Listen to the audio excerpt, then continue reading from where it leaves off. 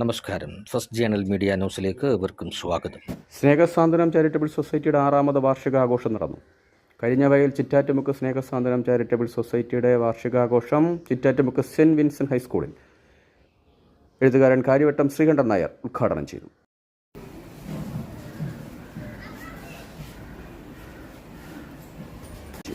V തുളസി അധ്യക്ഷനായി. Secretary AT Biju സ്വാഗതം പറഞ്ഞു. സാഹിത്യകാരനും കവിയുമായ ചാന്നാങ്കര ജയപ്രകാശ്, കടനംകുളം ഗ്രാമപഞ്ചായത്ത് മെമ്പർമാരായ T Safeer, Ashamol, HP Shaji foundation chairman HP Harrison തുടങ്ങിയവർ പങ്കെടുത്തു. കേരള വനിതാ അണ്ടർ-19 ക്രിക്കറ്റ് ടീമിൽ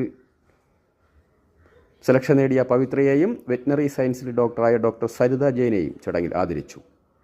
പഠന സഹായങ്ങളും ചികിത്സാ സഹായവും ചടങ്ങിൽ വിതരണം ചെയ്തു.